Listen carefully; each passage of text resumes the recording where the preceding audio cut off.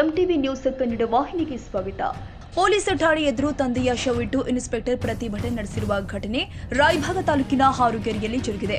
ವಿಜಯಪುರ ಜಿಲ್ಲೆಯ ದೇವದುರ್ಗ ಪೊಲೀಸ್ ಠಾಣೆಯ ಇನ್ಸ್ಪೆಕ್ಟರ್ ಅಶೋಕ ಸದಲಗಿ ಅವರು ಹಾರುಗೆರೆ ಪೊಲೀಸ್ ಠಾಣೆ ಪಿಎಸ್ಐ ಮಾಳಪ್ಪ ಪೂಜಾರಿ ವಿರುದ್ಧ ಕ್ರಮ ಕೈಗೊಳ್ಳುವಂತೆ ಆಗ್ರಹಿಸಿ ಧರಣಿ ಮಾಡಿದ್ದಾರೆ. ಜನವರಿ 10ರಂದು ಇನ್ಸ್ಪೆಕ್ಟರ್ ಅಶೋಕ ಸದಲಗಿ ತಂದೆ ಅಣ್ಣಪ್ಪ ಅವರ ಜಮೀನಿಗೆ ಬಾಬು ನಡೋಡಿ, ಪ್ರತಾಪ ಹರೋಲಿ, ವಸಂತ ಚೌಗಲ ಎಂಬುವರು ಅಕ್ರಮವಾಗಿ ಪ್ರವೇಶ ಮಾಡಿದ್ರು. ಅಕ್ರಮವಾಗಿ ಪ್ರವೇಶಿಸಿದ್ದನ್ನ ಪ್ರಶ್ನೆ ಮಾಡಿದ್ದಕ್ಕೆ ಬಾಬು ನಡೋಡಿ, ಪ್ರತಾಪ ಹರೋಲಿ, ವಸಂತ ಚೌಗಲ ಹಾಗೂ ಇವರ ಗ್ಯಾಂಗ್ ಅಣ್ಣಪ್ಪ ಅವರ ಮೇಲೆ ಹಲ್ಲೆ ಮಾಡಿದ್ದಾರೆ ಎಂಬ ಆರೋಪ ಕೇಳಿಬಂದಿದೆ. ಕೂಡಲೇ ಅಣ್ಣಪ್ಪ 112ಕ್ಕೆ ಕರೆ ಮಾಡಿ ಪೊಲೀಸರನ್ನ ಕರೆಸಿದ್ರು. ಬಳಿಕ ಅಣ್ಣಪ್ಪ ಹಾಗೂ ಬಾಬು ನಡೋಣಿ ಸೇರಿ ಎಲ್ಲರನ್ನೂ ಪೊಲೀಸರು ಠಾಣೆಗೆ ಕರೆದುಕೊಂಡು ಹೋಗಿದ್ರು. ಪೊಲೀಸರು ಅಣ್ಣಪ್ಪರನ್ನ ಇಡೀ ದಿನ ಠಾಣೆಯಲ್ಲಿ ಇರಿಸಿಕೊಂಡು ಕಿರುಕುಳ ಕೊಟ್ಟಿದ್ದಾರೆ ಎಂದು ಆರೋಪಿಸಲಾಗಿದೆ. ಸಂಜೆ ಆಗ್ತಾ ಇದ್ದಂತೆಯೇ ಶುಗರ್ ಕಡಿಮೆಯಾಗಿ ಬಿಪಿ ಹೆಚ್ಚಾಗಿ ಅಣ್ಣಪ್ಪ ತೀವ್ರ ಅಸ್ವಸ್ಥರಾಗಿದ್ರು. ಕೂಡಲೇ ಅಣ್ಣಪ್ಪರ 2ನೇ ಪುತ್ರ ಅವರನ್ನು ಖಾಸಗಿ ಆಸ್ಪತ್ರೆಗೆ ದಾಖಲಿಸಿದ್ರು. ಬಳಿಕ ಆರೋಪಿಗಳ ವಿರುದ್ಧ ದೂರು ದಾಖಲಿಸಿಕೊಳ್ಳುವಂತೆ ಇನ್ಸ್ಪೆಕ್ಟರ್ ಅಶೋಕ್ ಅವರು ಹಾರುಗೆರೆ ಪಿಎಸ್ಐ, ಸಿಪಿಐ ಮತ್ತು ಅಥಣಿ ಡಿವೈಎಸ್ಪಿಗೆ ಮನವಿ ಮಾಡಿದ್ರು. ಆದರೆ ದೂರು ದಾಖಲಿಸಿಕೊಳ್ಳದೆ ಪೊಲೀಸರು ಬೇಜವಾಬ್ದಾರಿತನದಿಂದ ವರ್ತನೆ ಮಾಡಿದ್ರು. ಇನ್ನು ಅಕ್ರಮವಾಗಿ ಜಮೀನು ಪ್ರವೇಶ ಮಾಡಿದ್ದವರು ಹಾರುಗೆರೆ ಪೊಲೀಸ್ ಠಾಣೆಯಲ್ಲಿ ದೂರು ಕೊಟ್ಟಿದ್ರು. ಈ ದೂರಿನ ಆಧಾರದ ಮೇಲೆ ಇನ್ಸ್ಪೆಕ್ಟರ್ ಅಶೋಕ ಸೋದರನ ಮೇಲೆ ಪಿಎಸ್ಐ ಮಾಳಪ್ಪ ಫೆಬ್ರವರಿ 2ರಂದು ಅಟ್ರಾಸಿಟಿ ಕೇಸ್ ದಾಖಲಿಸಿದ್ದಾರೆ. ಇಂದು ಶನಿವಾರ ಇನ್ಸ್ಪೆಕ್ಟರ್ ಅಶೋಕ ತಂದೆ ಅಣ್ಣಪ್ಪ ಚಿಕಿತ್ಸೆ ಫಲಿಸದೆ ಮೃತಪಟ್ಟಿದ್ದಾರೆ. ಈ ಹಿನ್ನೆಲೆ ನ್ಯಾಯಕ್ಕಾಗಿ ಆಗ್ರಹಿಸಿ ಇನ್ಸ್ಪೆಕ್ಟರ್ ಅಶೋಕ ಹಾರುಗೆರೆ ಪೊಲೀಸ್ ಠಾಣೆ ಎದುರು ತಂದೆಯ ಶವವಿಟ್ಟು ಪ್ರತಿಭಟನೆ ಮಾಡಿದ್ದಾರೆ. ಪಿಎಸ್ಐ ವಿರುದ್ಧ ಎಫ್ಐಆರ್ ದಾಖಲಿಸುವಂತೆ ಒತ್ತಾಯಿಸಿದ್ದಾರೆ. ಸ್ಥಳಕ್ಕೆ ಬೆಳಗಾವಿ ಜಿಲ್ಲಾ ಪೊಲೀಸ್ ವರಿಷ್ಠಾಧಿಕಾರಿ ಭೀಮಶಂಕರ್ ಗುಳೇದ್ ಬರುವಂತೆ ಪಟ್ಟು ಹಿಡಿದಿದ್ದಾರೆ. ಸಿವಿಲ್ ಡಿಸ್ಪ್ಯೂಟ್ನಾಗ ಅವ್ರಿಗೆ ಅಧಿಕಾರ ಇರೋದ್ರು ಕೈ ಹಾಕಿ ಇಷ್ಟು ಹಣ ಕೊಡ್ತೀವಿ ಅದನ್ನ ಬಿಟ್ಟು ಹೋಗಂತ ಹೇಳಿ ಹೆದರಿಸಿ ಬೆದರಿಸಿ ಮಾಡಿದ್ರಲ್ಲ, ಆ ಘಟನೆ ಬಗ್ಗೆ ಮತ್ತು ಆ ಘಟನೆ ವಿಷಯವಾಗಿ ಪ್ರಚೋದನೆ ಮಾಡಿ ಇವತ್ತು ನಮ್ಮ ತಂದೆ ಸಾವಿಗೆ ಕಾರಣ ಆದ ಬಗ್ಗೆ ನಮ್ಮ ತಮ್ಮ ಕಂಪ್ಲೇಂಟ್ ಕೊಡ್ತಾ ಇದ್ದಾನೆ. ಆ ವಿಷಯದಲ್ಲಿ ನಾವು ಒಟ್ಟು 4 ಜನ ಆರೋಪಿತರು ಪ್ಲಸ್ PSI ಮೇಲೆ ಕಂಪ್ಲೇಂಟ್ ಕೊಡ್ತಾ ಇದ್ದೀವಿ.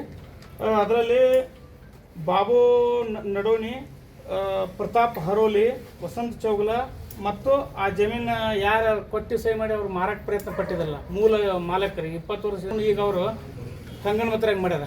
ಅವರದಂತ ಸದಾಶಿವ ರೆಡ್ಡರಟ್ಟಿ, ಈ 4 ಜನ ಆರೋಪಿತರು ಪ್ಲಸ್ PSI.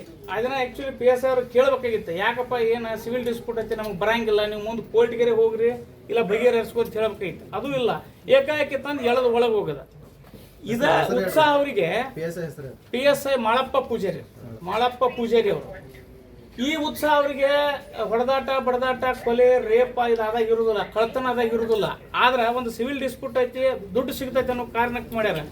ಅವರು ಬಾಬು ಮತ್ತು ಇವರೆಲ್ಲರೂ ಹಣವನ್ನು ಪಡೆದು ಅವ್ರ ಕಡೆಯಿಂದ ಹಣ ಪಡೆದು ನಮ್ಮ ತಂದೆಯವ್ರನ್ನ ಸಾಯಂಕಾಲ ತನಕ ಕೂಡಿ ಹಾಕಿ ಅವರಿಗೆ BP ಹೆಚ್ಚಾಗಿ ಎದೆ ನೋವು ಬರ ಅಂತ ಕಾಣಿಸ್ಕೊಂಡು ಬೀಳಂತೆ ಎಬಿಸಿ ಕಳಿಸ್ಯಾರ. ಮತ್ತೆ ಆಯ್ತಪ್ಪ ಕರ್ಕೊಂಡು ಹೋಗ್ರಿ, ಮುಂದೆ ನಾಳೆ ನಾನು ನೋಡ್ತೀನಿ ನಿಮ್ಮನ್ನ ಅಂತ ಕಳಿಸಿದ್ರು. ಆಗ ನಮ್ಮ ತಂದೆಯವರು ಇವ್ರು ಕರ್ಕೊಂಡು ಹೋಗಿ ಆಸ್ಪತ್ರೆಗೆ, ನಮ್ಮ ಹಾರುಗೆರೆ ಸರ್ಕಾರಿ ಆಸ್ಪತ್ರೆ ಚಿಕಿತ್ಸೆ ಪಡೆದು ಅವ್ರು ರೆಫರ್ ಮಾಡಿದ್ರು. ಈ ಸ್ವಲ್ಪ ಹಾರ್ಟ್ ಪ್ರಾಬ್ಲಮ್ ಕಾಣಿಸ್ತೈತೆ, ನೀವು ಮುಂದೆ ಹೋಗ್ರಿ ಅಂದರು. ಅಲ್ಲಿಂದ ನಾವು ಮುಂದಿನ ಖಾಸಗಿ ದವಾಖಾನೆಗೆ ತೋರಿಸಿದ್ವು, ಕಡಿಮೆ ಆಗಲಿಲ್ಲ. ನಂತರ KL ಗೋಕಾಕ ಹೋಗಿ ಅಡ್ಮಿಟ್ ಮಾಡಿದೆವ್ರು ನಾವು. ಅಲ್ಲಿ ಒಂದು 15 ದಿವಸ ಟ್ರೀಟ್ಮೆಂಟ್ ತೊಗೊಂಡ್ರು, ಕಡಿಮೆ ಆಗಲಿಲ್ಲ. ನಂತರ ನಾವು ಇದಕ್ಕೆ ಕಳಿಸಿದೀವಿ ರೀ, ಬೆಳಗಾವಿ KL ಆಸ್ಪತ್ರೆಗೆ ದಾಖಲಾತಿ ಮಾಡಿದ್ವಿ ಹೆಚ್ಚಿನ ಚಿಕಿತ್ಸೆಗೆ.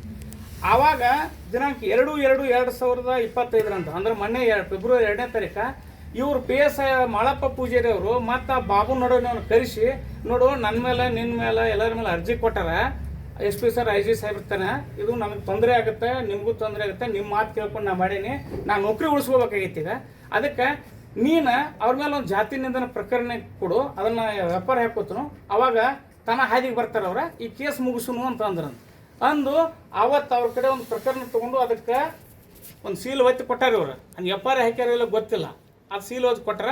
ಅದು ನಾವು ವಾಟ್ಸಪ್ನಾಗ ಎಲ್ಲರಿಗೆ ಬಿಡ್ತಾನೆ ನಮ್ಗೆ ಬೇಕಾದವ್ರಿಗೆ, ಇಲ್ಲಿ ನೋಡಿಲ್ಲ ನಾನು ಅವ್ರ ಮೇಲೆ ಕಂಪ್ಲೇಂಟ್ ಕೊಟ್ಟೇನೆ, ಅವ್ರು ಸರಳ ಬಂದು PSI ಮೇಲೆ ಕಂಪ್ಲೇಂಟ್ ತಗೋಬೇಕು ಅವ್ರ, ಇಲ್ಲಾಂದ್ರೆ ಕಷ್ಟ ಆಗುತ್ತೆ ಮುಂದಿನ ದಿನ ಅಂತೇಳಿ ಆ ರೀತಿ ಮಾಡಿದ್ರೆ ಆಯಿತು. ಅವ್ರಿಗೇನು ಅವ್ರು ಕಡಿಮೆ ಮಾಡಲಿ. ಆದರೆ ಇವತ್ತು ನಾವು 4 ಜನ ಏನು ನಮ್ಮ ಮನೆಯನ್ನು ಅಕ್ರಮವಾಗಿ ತಮ್ಮ ವಶಕ್ಕೆ ಪಡ್ಕೊಂಡು ಮಾಡಕೊಂಡಿಲ್ಲ, ಆ 4 ಜನ ಆರೋಪಿತರು ಮತ್ತು PSI ಮೇಲೆ ನಾನು ಫಿರ್ಯಾದಿ ನೀಡೀನಿ, ಅಂದ್ರೆ ನಮ್ಮ ಬ್ರದರ್ ನೀಡ್ಯಾರ. ಅದ್ರ ಬಗ್ಗೆ ಮುಂದೆ ಏನು ಕಾನೂನು ಕ್ರಮ ತಗೋತಾರೆ ನೋಡೋಣ. ಅಕಸ್ಮಾತಾಗಿ ಅವ್ರು ಇವ್ರ ಮೇಲೆ FIR ಹಾಕಿ ಕೊಡದೇ ಇದ್ದಲ್ಲಿ ಮುಂದಿನ ದಿನಗಳಲ್ಲಿ ನಮ್ಮ ಹೋರಾಟ ನಡೀತೈತಿ.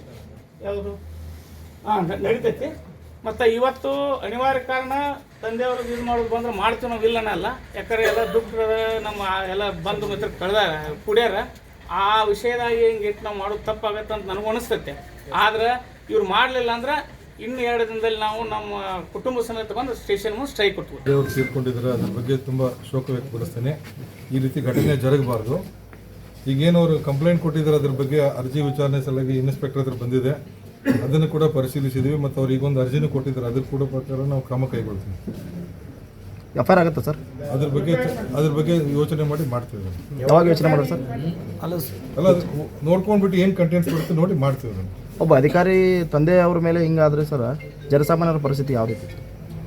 ಅಲ್ಲ ಹೀಗಾಗಬಾರ್ದು, ಆಗಿದೆ, ಅದ್ರ ಬಗ್ಗೆ ನಾವು ಕ್ರಮ ಕೈಗೊಳ್ತೀವಿ. ಹಿಂಗಾಗಕ್ಕೆ ಕೊಡೋದಿಲ್ಲ. ಮತ್ತು ನಮ್ಮಲ್ಲಿ ಏನೇನು ಮಾಹಿತಿ ಇದೆ, ಅವ್ರು ಏನೇನು ಅರ್ಜಿಯಲ್ಲಿ ಕೊಟ್ಟಿದ್ದಾರೆ ಅದ್ರ ಬಗ್ಗೆ ನಮ್ಮ ಎಲ್ಲ ರೆಕಾರ್ಡ್ಸ್ ಇರ್ತದೆ, ಅದನ್ನು ಪರಿಶೀಲಿಸಿ ಕ್ರಮ ಕೈಗೊಳ್ತೀವಿ. ಕಾನೂನು ಕಲಿತವ್ರನ್ನ ಈ ಒಬ್ಬೊಬ್ಬರು ಮಾತಾಡ್ತಾರೆ ಅಂದ್ರೆ ಸರ್ ನೀವು ಎನ್ಕ್ವೈರಿ ಮಾಡೋವರೆಗೂ ಬಾಡಿಲೇ ಇರುತ್ತಾ ಸರ್? ಕಾನೂನು ಬದ್ದಲ್ಲ ಅರಿವು ಇಲ್ಲದವ್ರಿಗೆ ಆದ್ರೆ ಏನು ಸಮಸ್ಯೆ ಆಗ್ಬಾರ್ದು ಸರ್? ಇಲ್ಲ ಇದನ್ನು ಸರ್ ತಾವು ಎನ್ಕ್ವೈರಿ ಮಾಡೋವರೆಗೂ ಬಾಡಿಲೇ ಇರುತ್ತೆ ಸರ್? ಅಲ್ಲ ಅದು ಮಾಡ್ತೀವಿ, ಕಾಲಾವಕಾಶ ಬೇಕು, ಮಾಡಿ ಕೊಡ್ತೀವಿ ಅದನ್ನ. ಈಗ ನೋಡಿ ಈಗ ನಮ್ಮ ಇನ್ಸ್ಪೆಕ್ಟರ್ ಅವರು ತಂದೆನೇ ಆಗಿದೆ, ನಮ್ಮ ಇಲಾಖೆದೇ ಇದು ಕೇಸು. ನಾವು ಅದನ್ನು ಸರಿಯಾಗಿ ಕೂಲಂಕಷ ಪರಿಶೀಲನೆ ಸೂಕ್ತ ಕ್ರಮ ಕೈಗೊಳ್ತೀವಿ. ಅವ್ರದ್ದಾದ್ರೆ ಮಾಡಬಹುದು, ಕಾನೂನು ಬದ್ಧ ತಿಳಿದವ್ರಾದ್ರೆ. ವಿಚಾರ ತಿಳಿದು ಮಧ್ಯಾಹ್ನ 2 ಗಂಟೆಗೆ ಸ್ಥಳಕ್ಕೆ ಭೇಟಿ ಕೊಟ್ಟ ಚಿಕ್ಕೋಡಿ ಡಿವೈಎಸ್ಪಿ ಇನ್ಸ್ಪೆಕ್ಟರ್ ಅಶೋಕ್ ಅವರ ಮನವೊಲಿಸಿದ್ದಾರೆ. ಬಳಿಕ ಇನ್ಸ್ಪೆಕ್ಟರ್ ಅಶೋಕ್ ಪ್ರತಿಭಟನೆ ಕೈಬಿಟ್ಟಿದ್ದಾರೆ.